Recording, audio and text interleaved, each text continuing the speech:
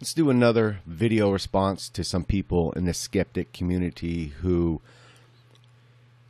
for obvious reasons, have no fucking clue what they're talking about when it comes to fascism and National Socialism. So let's dissect more of what two people in particular, a roaming millennials and a Vee. These are the two people. And roaming millennials spoke about fascism, and we'll touch on her real fast. Unfortunately, this video response will not be alcohol induced, although that is much needed for me to watch these videos and to reply to them, because in a sober state, it's just so frustrating to watch these things and get angry. So unfortunately, I'm going to have to put myself through that in this case. So this is coffee induced. So let's start with roaming millennials. In his 1988 essay, The 5 Stages of Fascism, Professor Robert Paxton of Columbia University, a noted scholar on fascism, broke down what he saw as 7 feelings that act as, quote, mobilizing passions for fascist regimes, which are, number 1, the primacy of the group, i.e. fascists tend not to be individualists. Number 2, believing that one's group is a victim. Number 3, the belief that individualism and liberalism enable dangerous decadence and have a negative effect on the group. Number 4, a strong sense of community or brotherhood. Number 5, individual self-esteem is tied up in the grandeur of the group. If you ask me, this is something that's especially apparent in modern-day instances of growing fascist sentiment, but we'll get to that later. Number 6, extreme support of a natural leader who is always male. Now, though this point about the male leader was definitely true for 20th century fascism, I do kind of question how relevant it is to current iterations of the ideology, but anyway. This brings us to number 7, the beauty of violence and of will when they are devoted to the group's success in a Darwinian struggle. The idea of a naturally superior group, or especially in Hitler's case,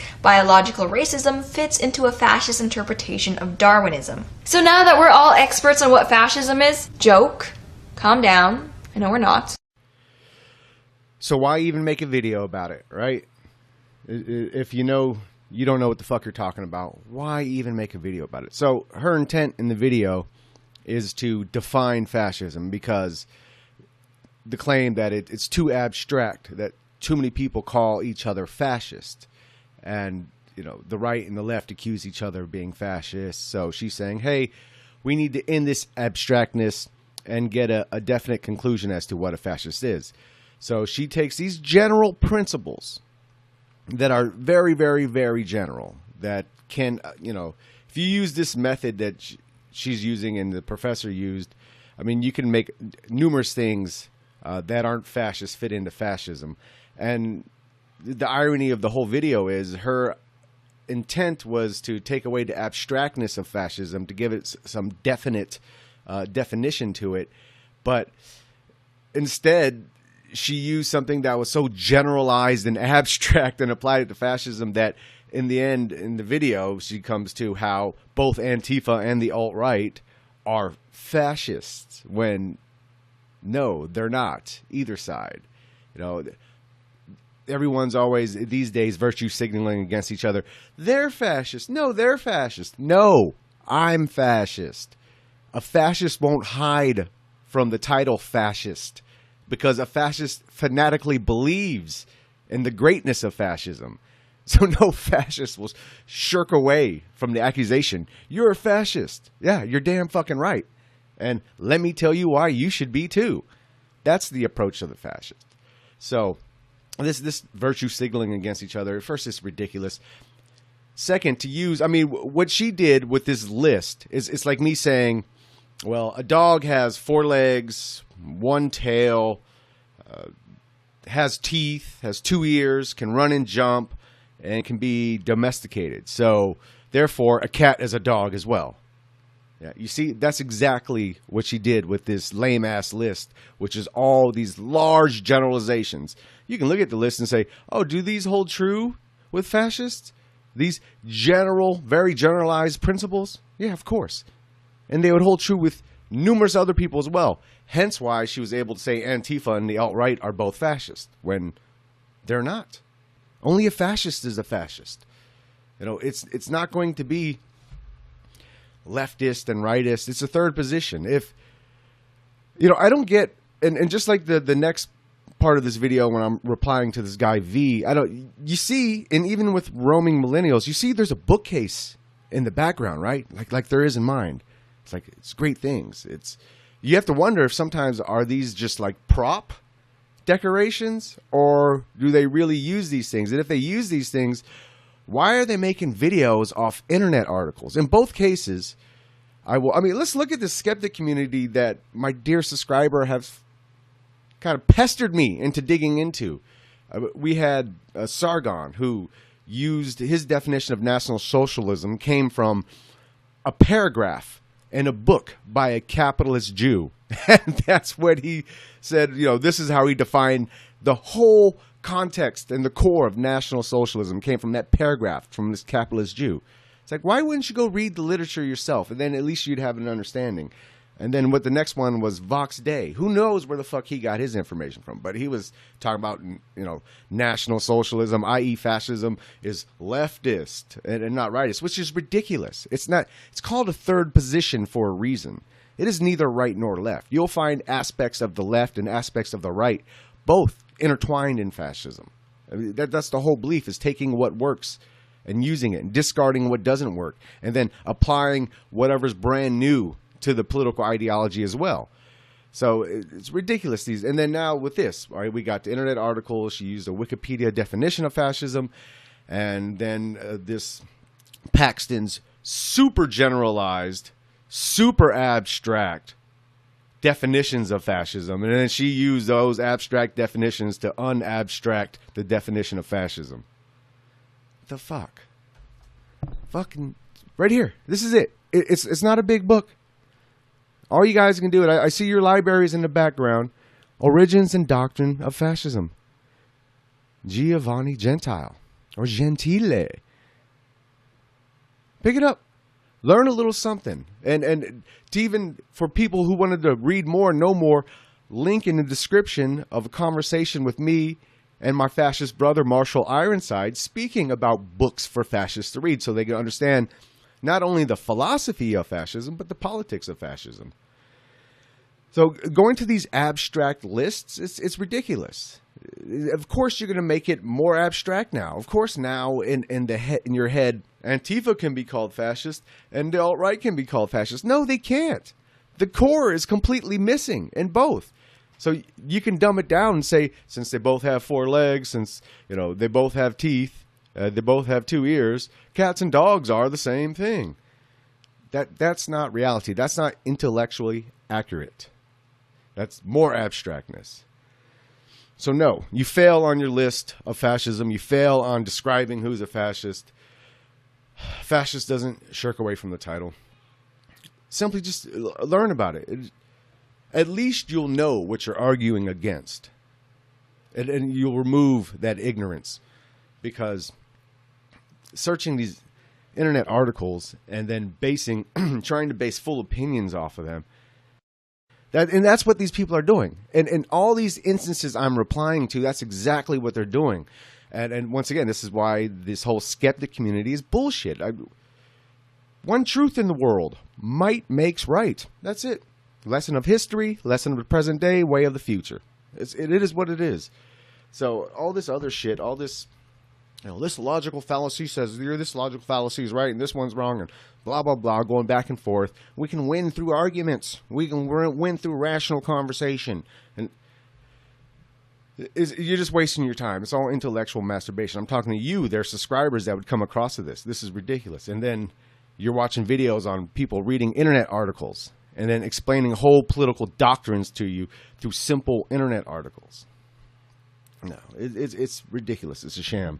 This is why I need a drunken video response, because I feel the blood pressure already pumping up.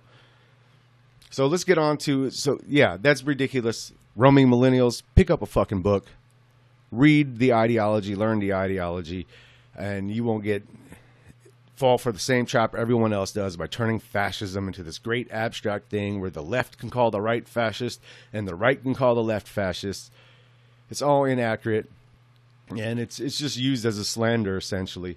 And you do no service to any intellectual honesty reading some vague list and attaching this vague list to these two completely separate groups who are not only separate from each other, so obviously they can't both be fascist. All right, let's get on with the next guy, Vee, and his breakdown of National Socialism. Now, is this like the third video response thing I've done on National Socialism? Like, I'm all of a sudden becoming this defender of National Socialism when, you know, I guess it's fun to talk about history here and there, but I really don't want to spend too much of my time arguing history with people. It's more important to argue the future, I would imagine, these days. So, but this will be my last video response to this whole community. I think you can look through the couple video responses I've done and look at their original content and make your own decisions from there. And so this will be the last. It's getting repetitive. It's the same thing. Like I said, they're looking off internet articles and they're fucking making videos on this. And, you know, some of you people are paying to see people read internet articles to you and give you half-assed conclusions. I mean, I don't get it, but it's working for them, I guess, right? I don't, what do they say? Don't hate the player, hate the game. So let's get into V's video. It's an hour long, so what I'm going to do is chop up his main themes, the main points he's getting across, and we'll address those. And he is reading from a BBC News article. I'll link the article as well in the descriptions. And it's once again, it's unfortunate. He has, you see in the background, he has this impressive collection of books behind him, and yet he's making a video on an internet article he's reading. It's like, why not make videos? I don't know, maybe he does make videos on the books, like he's taking what he learns from the books and transfers them to video for his subscribers. Maybe he does that, but then why make a video off an internet article? And then you know, he's kind of fucking snarky douchebag. He comes across, being my only video I've seen on him, just how like he reads this simplified ass, half-ass, accurate BBC News article from a company, part of the country that was at war with the country they're talking about. And oh my God, you know, what a shock. They have this, you know, negative slanted article against them. Oh, you know, sure, completely intellectually honest and accurate, right? But this guy's being all snarky about it, and we'll see as we go through it. It's just some funny, just the attitude. Anyways, to have that kind of demeanor off I guess ignorance truly is bliss, because off this half-ass knowledge, this guy is being just like so condescending and snarky. It's funny, the ignorance of people, and yet he has all these books behind him. It shows you. It shows you. You know, it doesn't matter if you don't put in the time on yourself, because I think this is at the core of this whole skeptic community. There's a lot of frail egos and know-it-all attitudes, and I need to win, because a lot of their monetary survival depends on people believing that they win arguments. They're smart. They know it. They can't be beat. They're right. And like, there's a lot of ego in this scene, and it's fucking ugly. They have these fragile egos and soft bodies to go along with it. And they think all the muscles up here, but it's not when you're reading internet articles. All these, like I said, all these responses to all these videos of all these skeptics, it's always the same shit. It's like, why, like if they're really skeptics, why wouldn't they be versed on both? I mean, that's the true scientific approach to something, isn't it? But they're not. So let's get into it. Let's get into some of the main themes of this video and let's pick it apart. But anyway, right? There are other people who glorify Nazi Germany. And I just don't understand, why would you do that? Like, it is an oppressive country with a very oppressive economic system and oppressive to the citizens themselves. And I'm not talking about the Jews and the minorities. I'm talking like actual white Germans living in Nazi Germany. So I'm going to read for you a few things, and you are going to tell me if you'd want to live in such a place. If you'd actually want to be a member of this country. If you're in the United States right now, with the horrors of multiculturalism, would you want to change that and live in Germany? Assuming there would be no World War II, and you just live in a country that has all of these in place, would you want to actually be there?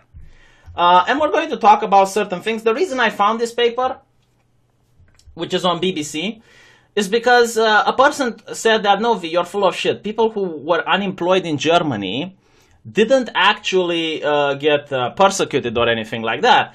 You just made that up. And it's like, okay, where did I know this from? And I knew it from history when I was studying it in school, because we learned about Germany and the USSR. And I was like, well, maybe I'm wrong. Maybe it's that I'm remembering wrong. But I went on Google and I found this article, and it turns out that I'm right. And I also found out other interesting things, which I want to talk about. So the problem with the neo-Nazis and everyone glorifying Germany is that they actually believe the German propaganda that was posted during that time period. Now, as you know, Germany went through World War I, and they lost. And because that they lost, they were forced to pay war reparations that were much higher than should have been asked from them. And, of course, the Nazis took advantage of this situation, and they promised that they will get jobs, they promised that they will get the economy up and running, and they also promised that they will bring back Germany to the glory it was before World War I. So let's see how many of those things they managed to try. Now, take into account, this is one of the manipulation that a lot of the neo-Nazis use, which is not necessarily wrong, but we'll see why it's wrong. So before the Nazis, 6 million Germans were unemployed. Now, within these 6 million Germans, we count the fact that women are counted, and the military was so small that is negligible, right? So all of these 6 million people that are employed are also women. And then, after Germany came in, the first thing that they did is they installed the National Labor Service, which is something very similar to what Romania had by having the Patriotic Work Program. So during the National Labor Service, every man between the ages of 18 and 25 had to get 6 months of training at the RAD. He had to wear a military uniform, he had to live in military camps. He would not receive any wage for this time. He would only receive some pocket money so he can buy some food for himself and maybe some clothes. And he had to do military and physical exercises every day. Now, the work in RAD included planting forests and digging ditches on farms in the beginning. And then it moved on in 1933 to building hospital and having also the Autobahn built. Okay, so I lied. I'm not going to chop up certain parts. We're just going to go through the video, because if I do it like that, I'll be here all day. And matter of fact, I'm not even going to go back and cut out where I said I was going to do it that way, because it'd still take too long. I want to get this out the way and get on my way. So first, listen to what he's describing here. And this shows part of the disconnect with a lot of the individualistic mentality. And I do believe more individualistic people will come over to a fascistic, collectivist, nationalist, populist kind of belief. And I've already seen it. I've met numerous YouTube users who had said, hey, I was a libertarian, but now I'm not. And so that'll keep happening. But here's a huge disconnect. And this isn't really even a critique of anything that's inaccurate with this statement. But what he's talking about with these forced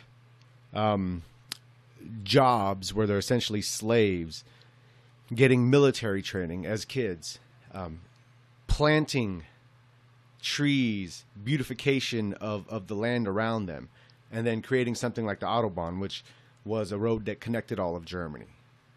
These, like, when I hear these things, that's fucking awesome. I mean, to take a youth and give them military training first off, so you have physical fitness, you have the ability to defend yourself, and then to put them in manual labor positions that not only give them a respect for manual labor, because in this society and in most capitalistic societies, you know, the bourgeois class, they look down on manual labor, all truth be told, and the attitude is there. There is a looking down at the nose of manual labor. That is because people haven't gone through those ranks.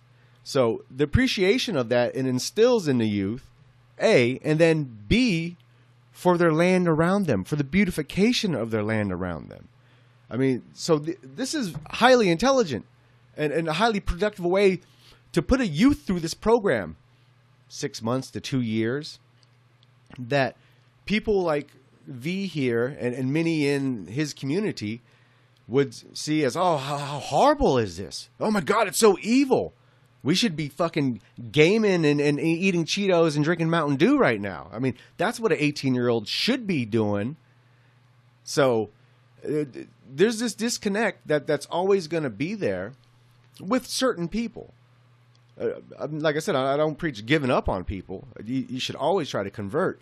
But there comes, and this is why it always comes down to, in the end, might makes right. This is the laws of history, laws of the present day, and the way of the future. Is might makes right. Not might is right. Might makes right. There's a big difference in the two sayings. And because you're always going to meet people that simply will not agree with an ideology. There's always conflict. It always comes down to force of ideologies. And the conflict happens and plays out in many different ways. Some more violent than others. But there's always conflict. And it is because of this. There's this disconnect. They will always view something like what's being explained there as evil. And people like myself and others will always view those things as beautiful and necessary and intelligent. So, and there's always going to be that there. So that's what's being made clear here, is he describes something, oh my God, look how bad this is. Well, I'm like, wow, that's great.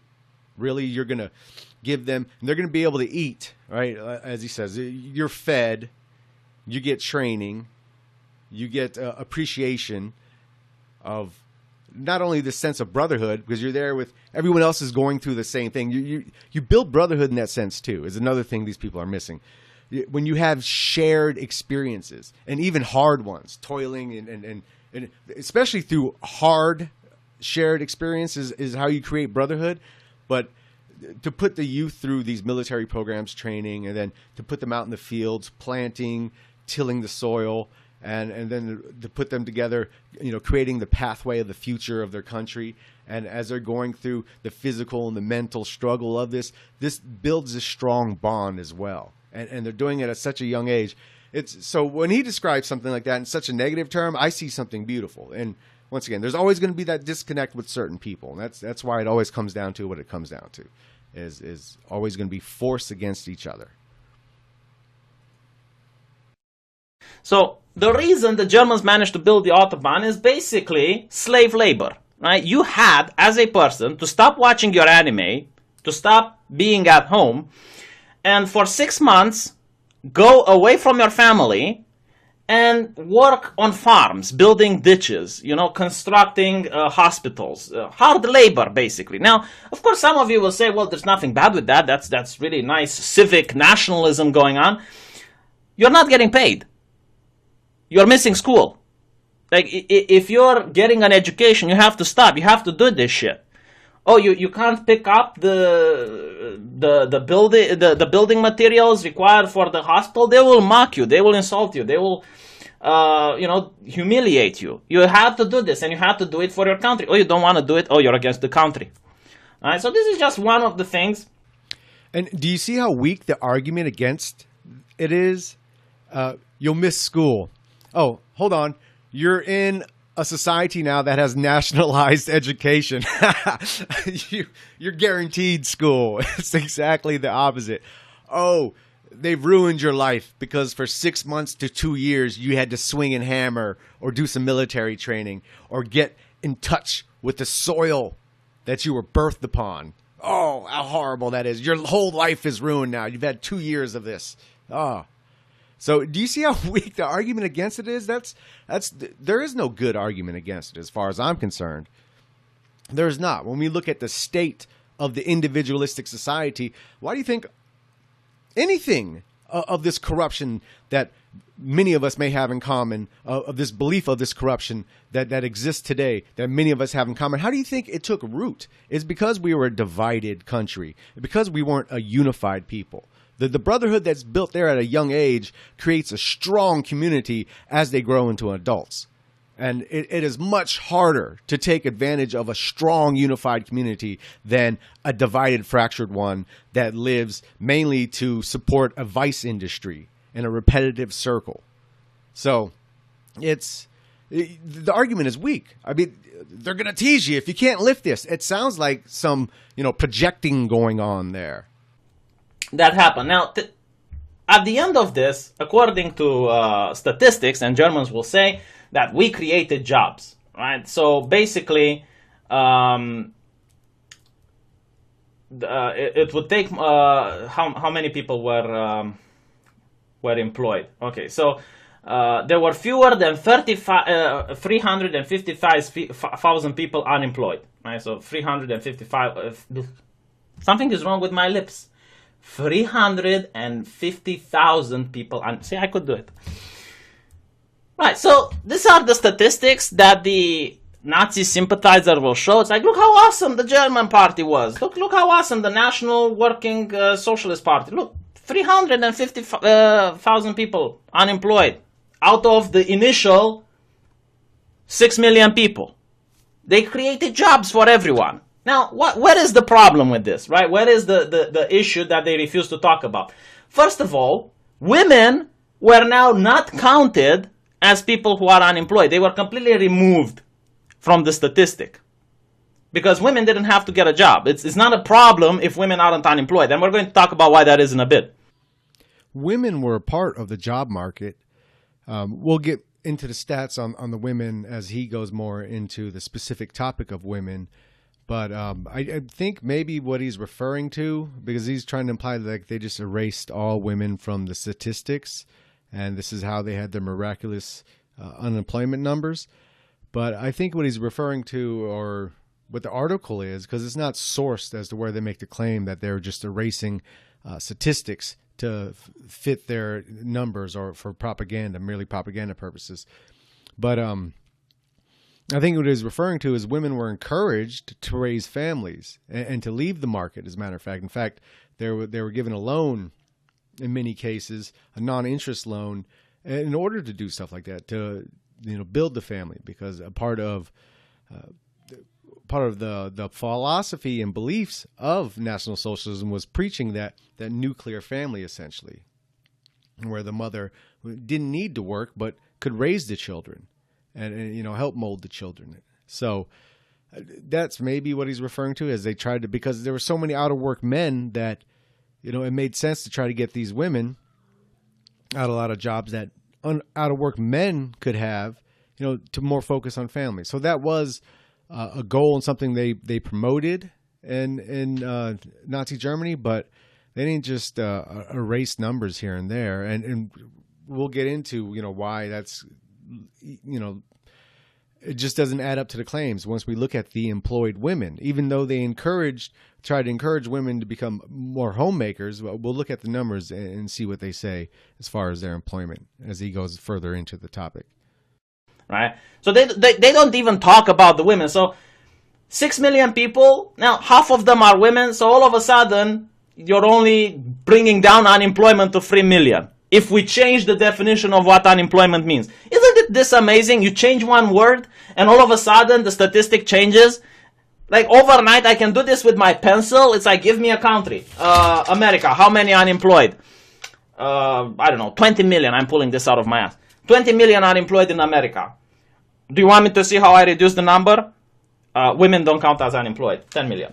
Right?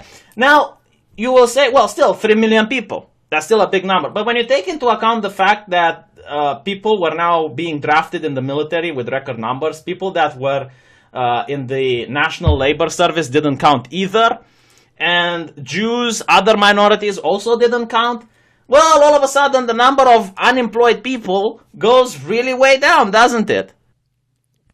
So he's trying to give the impression that, and I don't know if he just gets this impression from reading the article or if he believes this for some other reasons, that simply all the Germans did was erase half of the unemployed population from the statistics, and therefore it was false statistics of the job recovery, when this is actually not the case. Despite whatever positions They discouraged women from being a part of, despite whatever Jews were removed from the job market, despite whatever women were removed from specific aspects of the job market. The 6 million unemployed was almost 100% fully recovered by 1938. And so despite whatever, because he's trying to give you he's trying to imply that they just simply erased it. These unemployed people still existed, but they just erased it and fudged the numbers. So they made people believe that this was a job recovery when it really wasn't. When in reality, it was a job recovery. It was so much of a job recovery that they eventually had to use foreign workers as well. It was so much of a job recovery that women were working at a higher percentage in Germany by 1938 than in England or America. And we'll get into that in a little bit as he focuses more on women. So it's once again, it's a half truth. There's a lot of what they do with these things. They'll take a half truth and then they'll spin this web of lies to imply that the most nefarious aspect they can. There was no false representation of a job recovery in Germany. It was a complete job recovery in Germany. And once again, women worked at high rates as well, higher than England and America. So two of the most liberal free places, right? So it's a half truth. They encouraged women to raise families. They wanted to get women out of especially the manual labor job market, but women made up a large part of the agricultural job market. So he's nefariously spinning a web here and acting like they simply removed people. And there was this whole 3 million people still unemployed and destitute for a job, when that was not the case. Now, the problem with this is that people who constantly say that Germany attacking Poland, and this is what neo-Nazis will say, like Germany attacking Poland, again, they buy into the German propaganda, which is that the people in Poland are butchering German citizens. The reason you need to have a propaganda, a cause belli, if you will, is to justify to the soldier fighting, why is he killing Polish people? Because if you tell him, well, we're going to kill Polish people because we want to take their land, isn't as big of a psychological reason, isn't like turning the wheels in his head, as much as saying, no, you're going to Poland to save the German people. So that's about as inaccurate as you can get as explaining the whole Poland issue. First, simply looking through works like Hitler's Revolution, What the World Rejected, Hitler's Peace Offers, 1933 to 1940, The Orphans of Versailles, The Germans in Western Poland, and The Warpath. They showed us this common documented theme of first Hitler only wanting back the land taken after World War I, which he said was bunk from the first moment, and which many Germans agreed with. So this is what the dispute was over. And then he acts like there are these exaggerated false claims of Germans being persecuted in Poland. But it's well documented in the book Orphans of Versailles, not written by a Nazi sympathizer. Numerous cases of ill treatment, of land being stolen, of being run out of jobs, of being persecuted, of being even murdered, go on and are documented. And the Germans were pleading for Hitler to come save them, like he did with the Germans in Czechoslovakia, who are also subject to being treated as a hostile minority by the Czechs. So same with the Germans in Danzig and any other Polish occupied areas that were previously German. So that was a real thing. And then Hitler's desire for acquiring the land back through non-physically combative methods is well documented as well.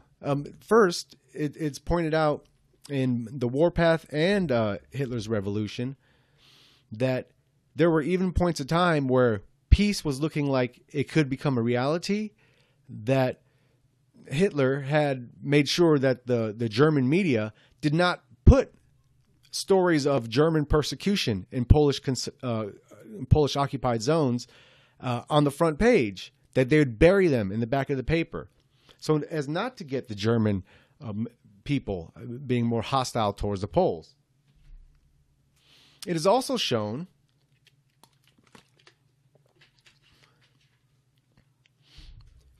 that peace could have been achieved if mainly Britain wasn't in the ear of Poland telling them to resist Germany and telling them, don't worry, we got your back.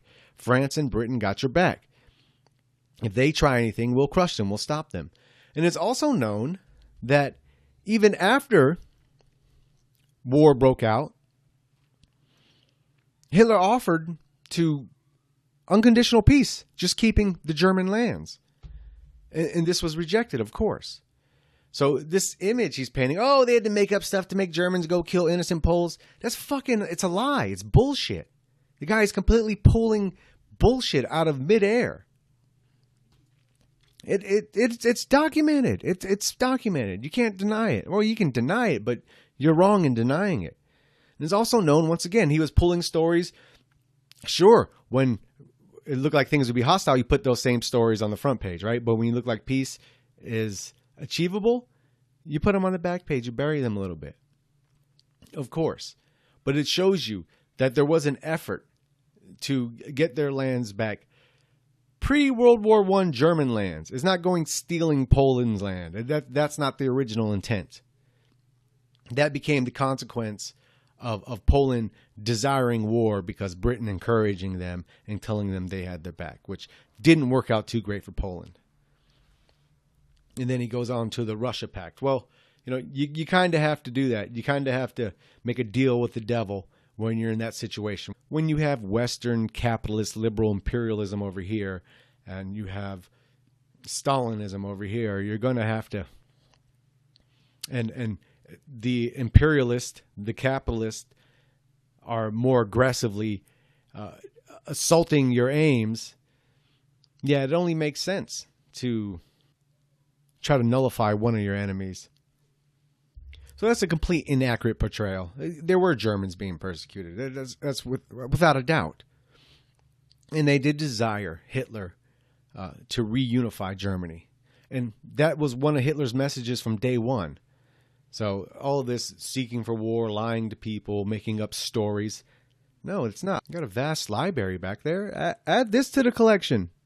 And then, you'll at least have a little more context to this topic. Meanwhile, they allied themselves with the Soviets. So remember when they say that Stalin is evil and he's going to sweep over Europe? They actually allied with the Soviets in order to attack Poland both at the same time. And some neo-Nazis actually told me, well, this is pragmatism. This is realpolitik. The reality is that while this might be true, and you might say, well, they just allied themselves out of mutual interest, it doesn't justify the fact that after they conquered Poland, instead of parting their own ways, they had a joint military parade where the Nazis and the Soviets marched side by side. So, all of these things show that it didn't really matter what they said, that they were lying. They actually did want to start a war. They actually did want to conquer Poland. March 31st, news arrived from London that Neville Chamberlain was about to announce in Parliament that in the event of any action which clearly threatened Polish independence and which the Polish government accordingly considered it vital to resist, His Majesty's government would feel themselves bound at once to lend the Polish government all support in their power. They have given the Polish government an assurance to this effect. This was the first of a shower of ill-considered guarantees to be uttered by the British. The effect in Berlin was an immediate lurch towards war. There was numerous communiques sent from Britain to Poland advising they continue to resist any deals with Hitler as far as securing the Danzig, as far as securing parts of Prussia that were taken. So it's, once again, he's painting a false narrative here. There's not this war-hungry, Slav-hating German military just looking for war. They went out of their way to avoid it. And everything shows that. Everything from the numerous peace offers, everything to controlling the messages in the media as far as either escalating or de-escalating stories on atrocities being committed against Germans in Poland. I mean, everything shows he was trying to peacefully get about what he desired to, or what he promised his people he would, which was the reunification of Germany. And just to add on to Britain's ingenuousness of their, duty to defend Poland, they didn't declare war on Russia when Russia attacked Poland. They didn't declare war at all. In fact, they ended up becoming their allies, right? And then letting them get much of Europe under their control. So I mean, that just shows you the hypocrisy. It shows you what their intent was. It shows you why they went out of their way to make sure no peace deals were reached between Poland and Germany. And it was total bullshit, saying, oh, we feel our duty. If Poland's sovereignty is infringed upon by these evil Germans, it's our duty to go in there and protect them. Meanwhile, when Russia does it, it's, oh, don't do that, Russians. That wasn't nice. There is no world war in that sense. So it's clear what the motives were and the incentives were. Which was an unnecessary attack. It was a non-aggression from Poland that the Germans just wanted to have Poland. I like how they just simplify everything to a board game. Oh, Hitler wanted Poland, so the whole world tried to make peace with him, but he just wanted Poland, so he just attacked them. It's completely divorced from reality, right? That whole statement. But it's all too common. Most people actually believe this. So that's the scary part. So another thing that's interesting is large businesses were prospering, small businesses and the middle classes were squeezed out of the market. The government provided aid to farmers, told them what they should grow and how much to grow, and dictated their prices. And they also had this thing called a 4-year plan. The communists had a 5-year plan because they were they wanted to show they're better. Sorry. So let's talk about the problem with the 4-year plan. In the National Socialist system, if I'm a farmer, I am going to get a visit from the SS and say, yeah, okay, you're a farmer, but here's the thing. You can keep your farm, but we tell you how much you're allowed to sell, for how much you're allowed to sell, how many people you're allowed to hire, for how much you're allowed to pay them. We're going to tell you the 4-year plan, and you have to keep the 4-year plan, because if you don't keep the 4-year plan, then you're basically a saboteur. You're sabotaging the national economy. So what's the problem with sabotaging the national economy? Because this is actually really interesting.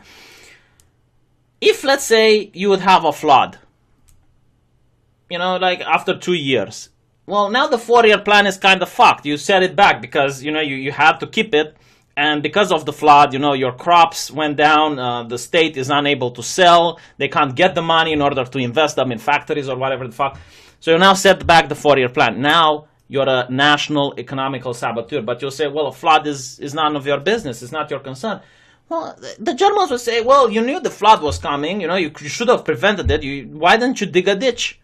Why didn't you put some sandbags? You didn't do what was required. And then they would lock you up. And then they would persecute you, right? All right. I had to step away. I know it all looks the same, but now it is about 10 hours later, and it's at nighttime. So I am turning this into a drunken video response. I was heading home. It's like, oh, damn, I got to finish this video. So I'll get one beer, one big-ass beer, and a little bit of whiskey to go with it. So he said a lot here. There's a lot to digest. First,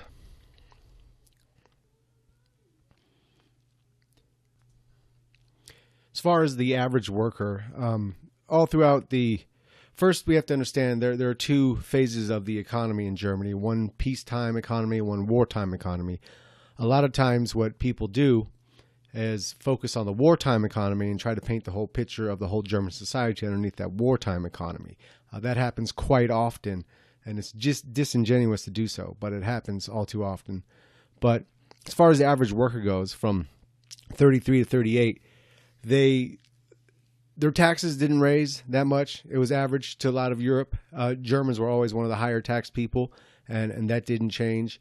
Their wages also didn't rise that much, but it didn't drop that much either. And once again, many more Germans were working. And then you also had the Joy Through Work program too, which we'll get into in a little bit when he brings it up. But let's talk a little bit about the farming, because he's talking about the RNS, and how that's basically the Reich's nourishing estate. It translates to that they had oversight over the farming industry. Now, it's not as drastic as he paints it, where they tell you exactly who you can hire and what you can do. And he uses examples of the SS coming to your farm and expected. That's bullshit. Stuff like that wasn't going down. The RNS looked over, and they controlled prices. So, as it's stated, and the wages of destruction, the farmers, if you looked at the global market, the individual farmers could have made more money if it was purely capitalistic. For sure. Individually, they could have made more money. But there were times that the RNS had to set certain prices to make sure the food was affordable to the German citizen. And for this reason, the farmers individually did not make as much profit as they could have if they were allowed to set their own prices and go out their own way. So, but it's a double-edged sword, as is pointed out. As Tews points out, German farmers, in fact, enjoyed a historically unprecedented level of protection, and it's hardly surprising that this came at a price. In return for the exclusion of foreign competition from home markets, peasant smallholders had to accept comprehensive regulation and control. Farming in Germany, as in Europe generally in the 1930s onward, resembled less and less a market-driven industry and more a strange hybrid of private ownership and state planning. So not only since Germany was cutting down on the foreign imports, especially if their foreign imports were coming in with things that could be grown locally, they would shut that down. So there would be no competition as far as that go with foreigners. But also, he uses this horrible example of this flood and, your economy flooded, so, or the land's flooded, you couldn't grow your crops, so you're a traitor, throw you in jail. It's ridiculous. They actually had, and I'm not going to sit and just keep reading paragraphs and pages from this book, but as it explains in this book, they had shortages from 35 to 36 that were very hard to get through because there was a drought, because farming was, they had a great year in 33 and 34, but then it kind of went down for 2 years after that because of the weather. And because there was so much reserved grain that they almost depleted by the time they're able to stock it back up, many of the farms were able to survive simply because of that.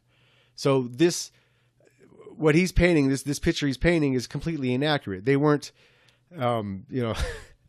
holding over every farmer and with a scale and put your food on the scale. If it doesn't equal what it's supposed to equal each month, you're a traitor. This cartoonish image they paint.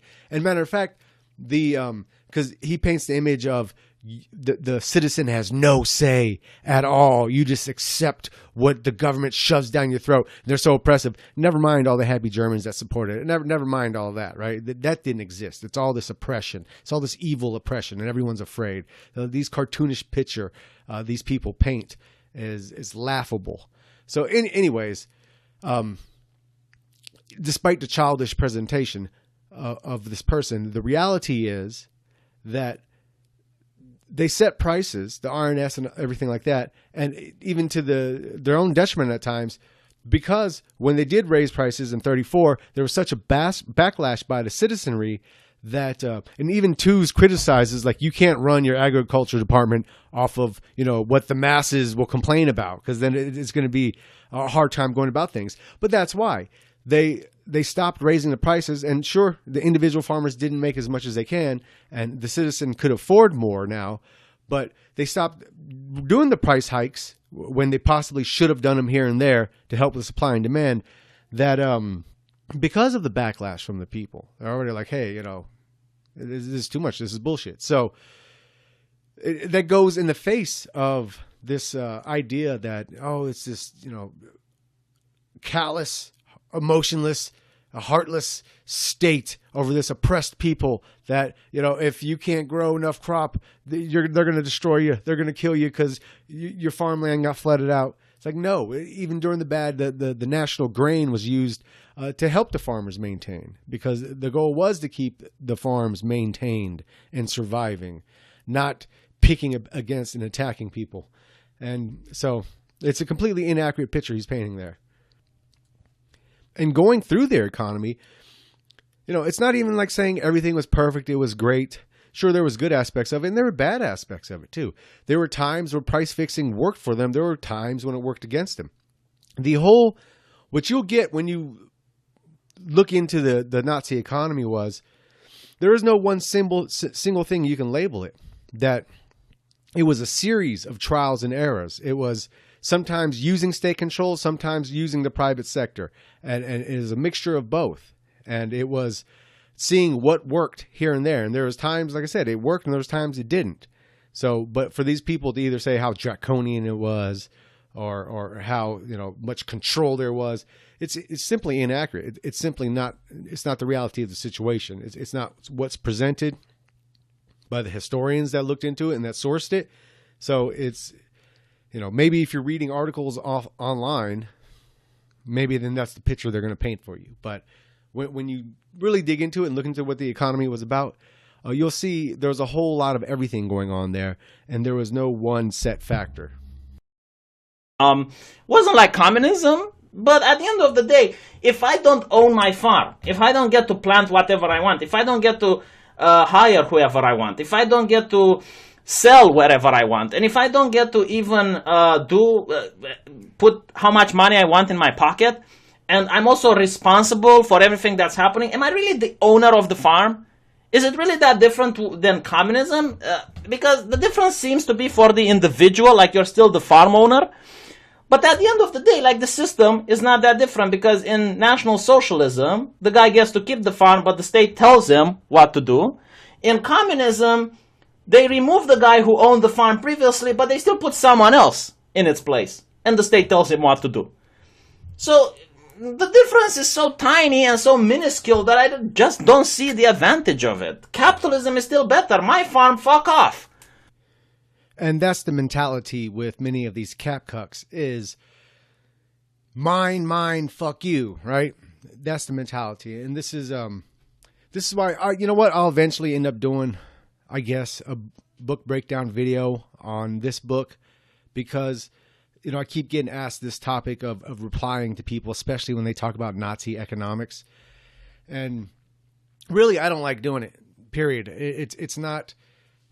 I even hate getting into conversation with people that judge success by economics, right? This is the only thing why I keep getting asked to respond to people mainly talking about economics, is because this is how they grade a civilization. This is how they grade a society. It's simply they'll look at a piece of paper, and if the GDP is there, that's awesome. That's great. That's all that matters. The culture of the people doesn't matter. The traditions of the people doesn't matter. The direction the society is going doesn't matter. Who inhabits the nation doesn't matter, right? It doesn't matter, like, let's say in America, if the people are being physically replaced and their culture is being decimated and their traditions are ignored and mocked and vilified. None of that matters as long as capitalism is still around, as long as people are still making money, as long as people are still selling shit. Then that is what equates to success in these people's minds. So that whole mentality, I find repulsive. And this is all too common. Once again, these people only look at it. Mine, fuck off, right? It says it right there. My farm, fuck you, right? I'll do what I want with it. So his analogy that he's using to compare the farming underneath Nazism and communism is once again inaccurate, because it is your land. What makes it your land is you get to pass it on to your children. You own it, right? So it is definitely yours. And not in all cases were people told what they can grow, but in some cases people were issued what they needed to grow, what the nation needed, right? Once again, if you're having your food production planned, obviously you're going to know what there needs to be more of or less of. So you do have that reality, but it's not this draconian. It's not like saying, you're going to force someone to grow potatoes on soil that's usually best for growing radish, right? If someone was growing potatoes, they're going to be in an area that's known for growing potatoes. So it's not going to be like they're forcing people to it's my father's dream for me to grow radish, but these evil Nazis are making me grow potatoes. And no, they're not controlling everyone you hired. In fact, the state is also providing people to come out and work your fields. Believe it or not, youth, women and men, girls and boys, working people's farms. So this picture is not accurate. Once again, and I'm not saying everything was perfect and great or right. I do believe the intention and the motivation was a lot purer and better than what exists underneath capitalism, for sure. But I don't think the applications of everything worked out the best either. But once again, it's good to look at the pros and cons of something and try to be as accurate as we can, instead of painting these cartoonish images of what it was when it really wasn't. So he goes into how the Third Reich got rid of trade unions. And this is true. All fascistic governments believe in getting rid of trade unions and setting up a more kind of a corporatist representation of the employers, of the employees, and mediation through the state for all issues. And this is the same kind of thing they wanted to set up in Germany. And he's speaking about hourly increase in work, true. And then he's talking about on average. And then he's talking about the pay wages being frozen, when there were instances of pay wages being frozen, and then there are instances of it not being frozen. So kind of goes both ways. It's not much different than it is today as far as that goes, for at least jobs with the state. Strength through joy movement. This is another one. So the strength through joy movement is basically, they noticed, right, a lot of people were being pissed off. And they wanted to keep the people entertained. They wanted to give them bread and circus. So they created the KDF, and the KDF had to support the Führer and thank him, and to keep everyone happy after abolishing the trade unions. So they would provide cheap cruises, holidays, travel opportunities, building health clubs, organizing coach trips to theater, cinema, skiing, sailing, and sports. These people will even try to turn strength through joy into a bad thing. I mean, that's incredible when you look at what strength through joy was. Let's read a little bit about the reality of the program of strength through joy. Few Germans could afford to travel prior to Hitler's chancellorship. In 1933, just 18% of employed persons did so. All were people with above average salaries. The KDF began sponsoring low-cost excursions the following year, partly subsidized by the DAF, that were affordable for lower-income families. Package deals covered the cost of transportation, lodging, meals, and tours. Options included outings to swimming or mountain resorts, health retreats, popular attractions in cities and provinces, hiking and camping trips. In 1934, 2,120,000 people took a short vacation tours. The number grew annually, with over 7 million participating in 1938. These activities were only possible because Hitler, upon founding the Strength Through Joy agency in November 1933, ordered all German businesses and industry to grant sufficient paid time off for employees. Prior to that year, nearly a third of the country's labor force had no union contract and hence worked without vacations. In 1931, just 30% of laborers with wage agreements received 4 to 6 days off per year.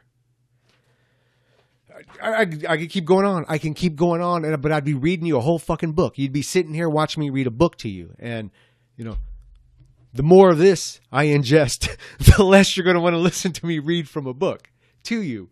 But the point is what the fuck are these people even talking about? They're even trying to make that a bad thing now.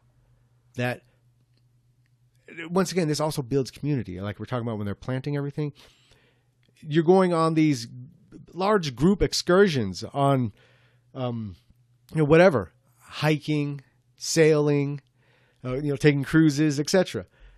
With your fellow citizens, with fellow, even lower working class people who used to, as you see, not be able to travel at all. And now they have the opportunity to do so. Not only that, they have the paid time off to do so.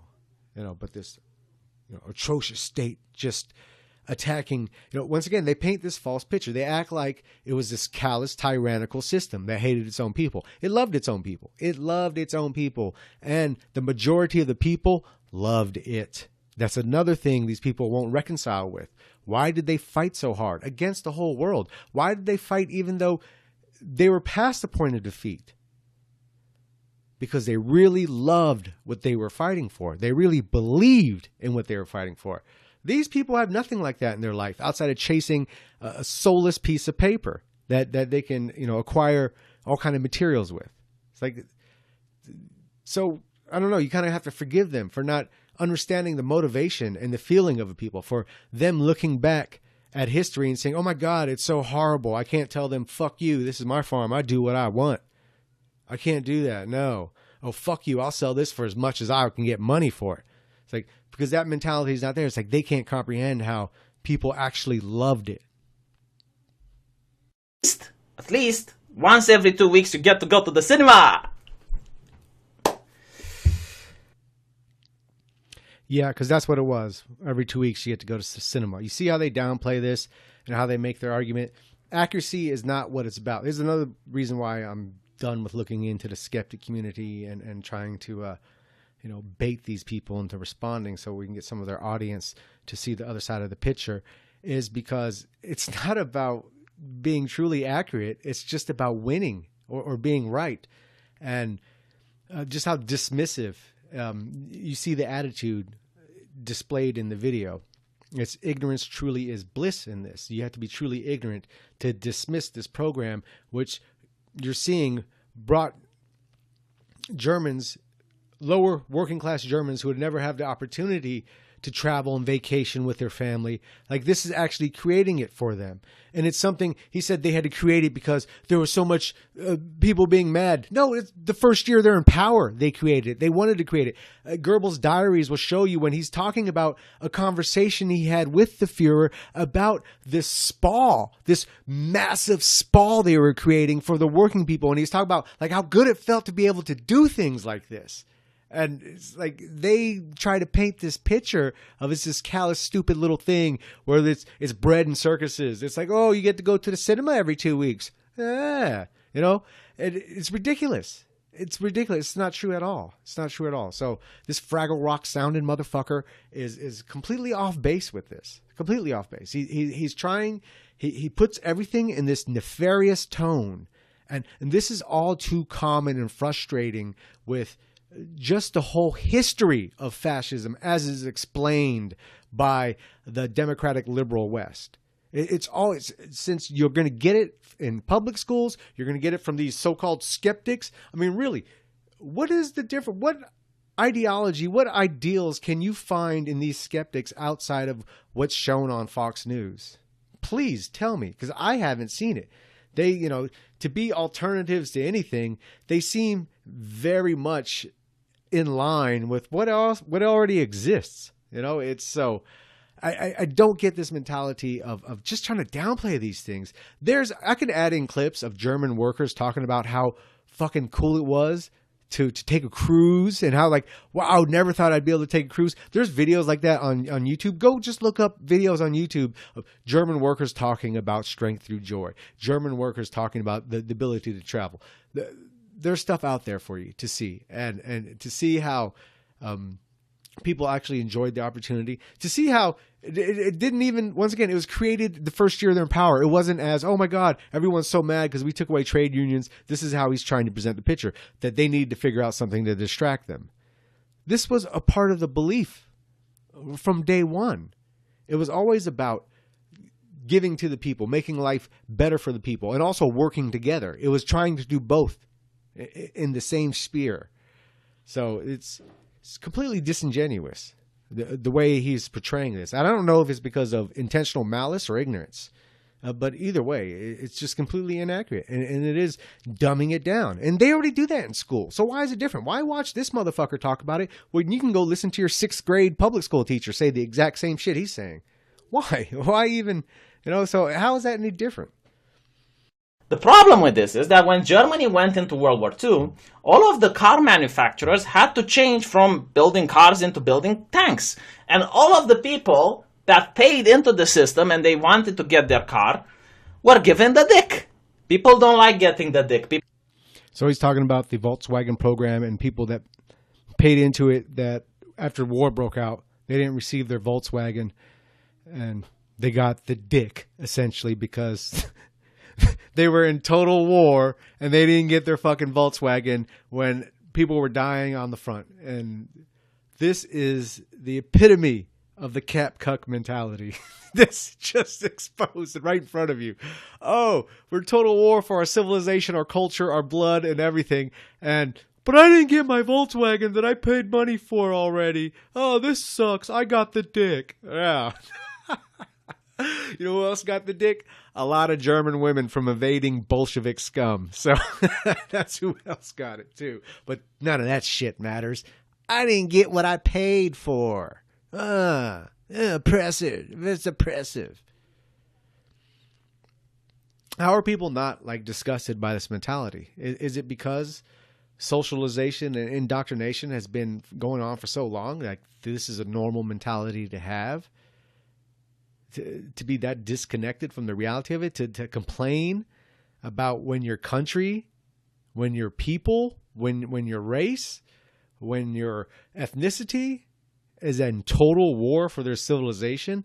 This guy's going to bring up people that didn't get their Volkswagen because they had to start making tanks to survive.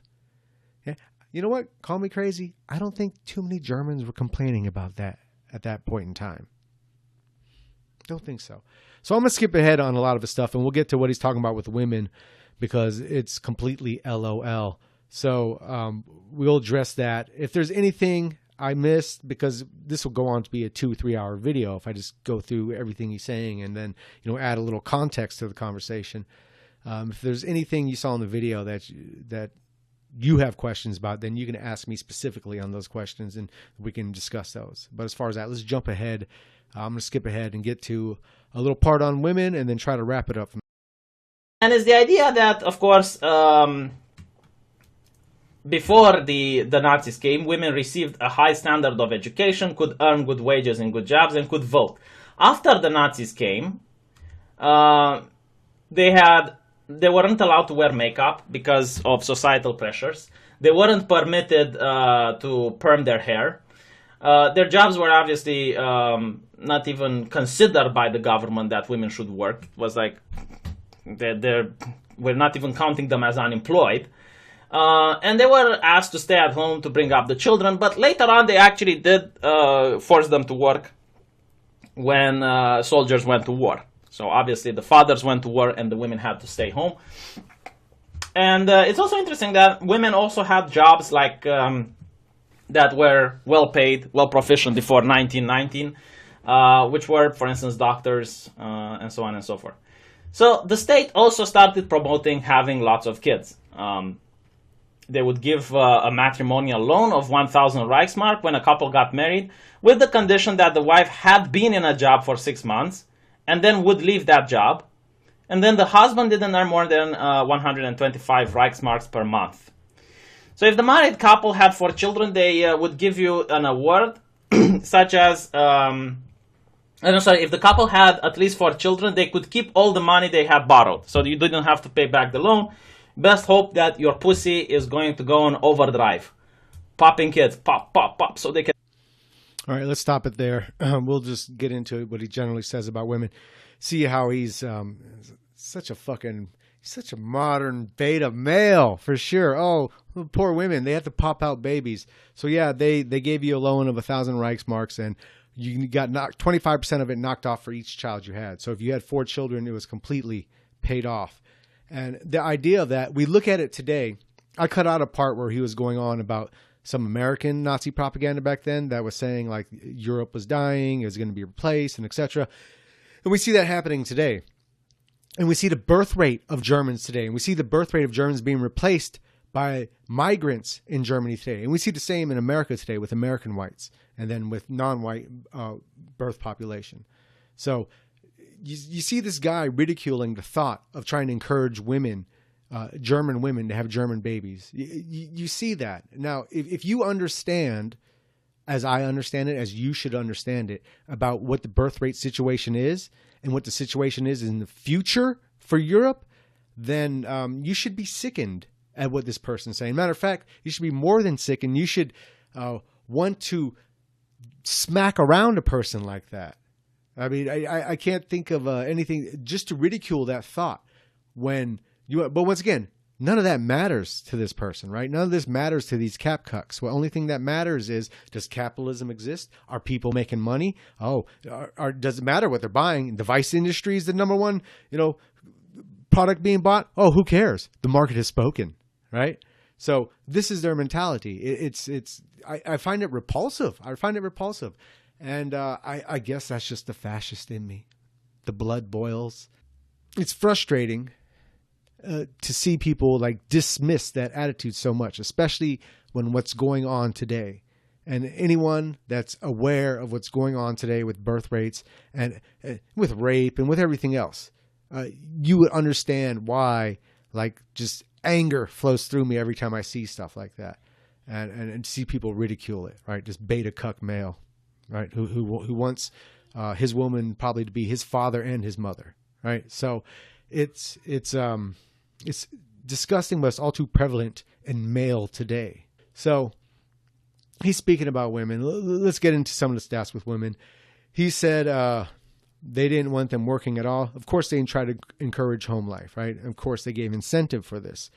But they didn't completely, and there was specific jobs they wanted men in, and they tried to discourage women from taking. But women continued to work throughout the peace years. And he brings up how they, used them for work once the men went to war, once most of the men went to war. Well, that's true. But they were already working. Since they had a pre-war working percentage higher than England, higher than America, they were able to fulfill the jobs that many men were doing when after they went to war much easier and quicker than the British women and the American women that also had to take those roles once war was breaking out for them as well. So I'll read a little bit from this, from Wages of Destruction, and on this topic, but that's it. I don't want to go too much into reading. Okay, in certain areas in Bavaria with dense population of peasant farms, female workforce participation rates already exceeded 60% in 1939. From 1934 to 1937, the number of women in the workforce increased from 4.5 million to 5.7 million. Despite programs to encourage women to return to traditional family roles, the government did not restrict those choosing a career. They were equally eligible for tax incentive offered for starting small businesses. One obvious solution was a further mobilization of German women. This is as war is breaking out.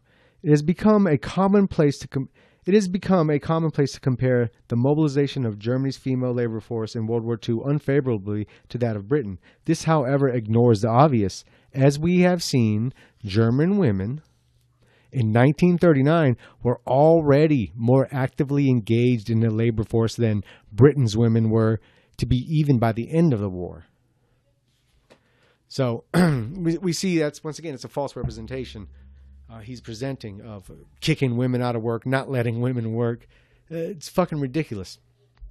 As far as the makeup and the hair perming, of course that's fucking pure hyperbole.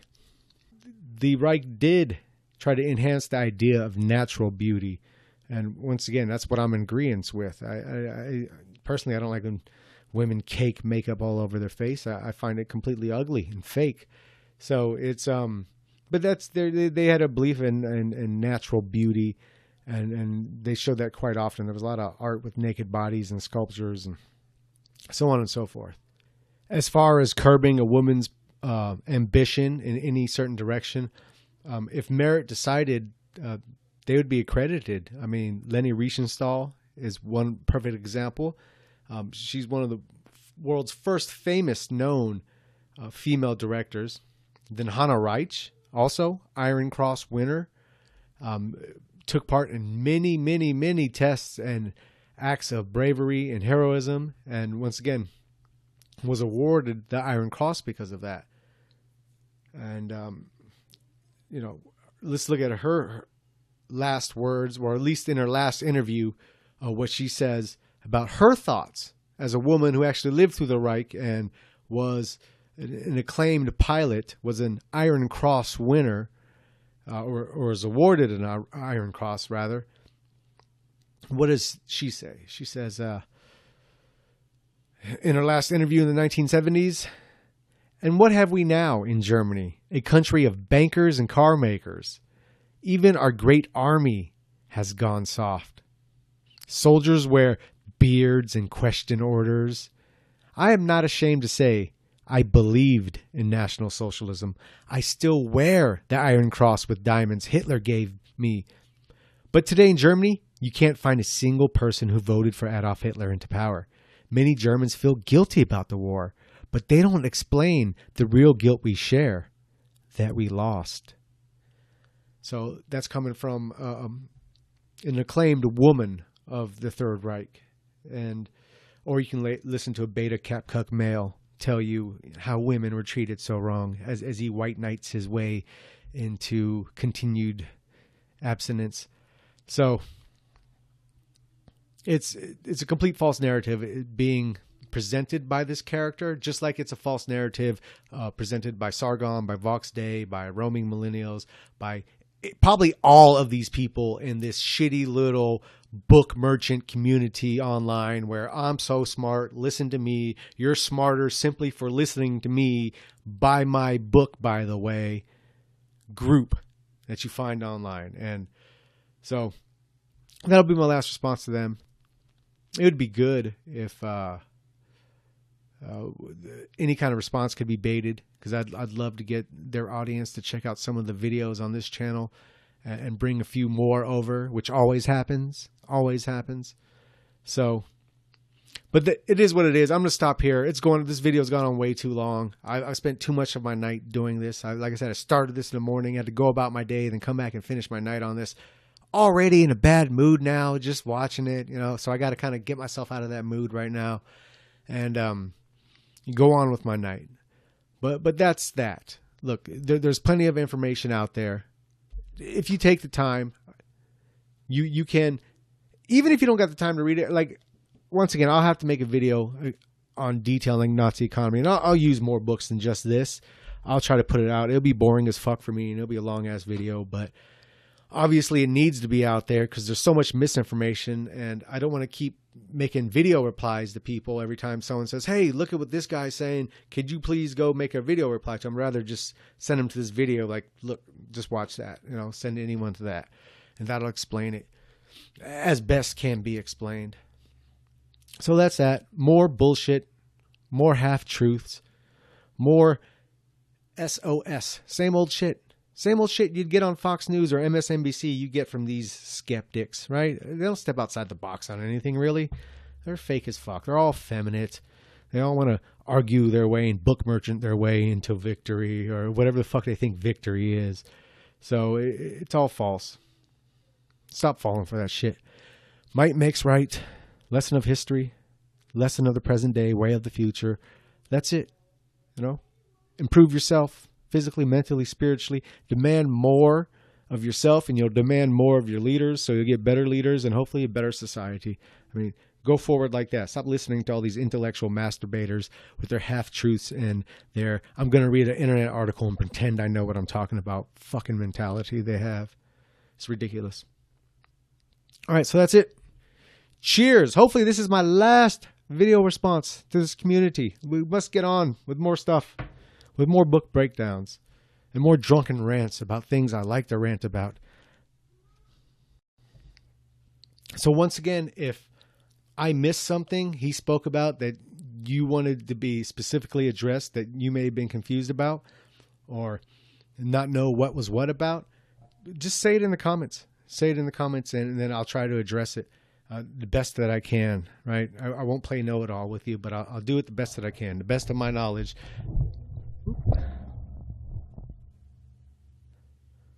The best of what, my library has shown me, not some fucking Wikipedia article or some news article online, but the best of what I have learned throughout my time of exploring these topics. I'll try to answer it the best that I can. So if I miss anything, let me know. Cheers.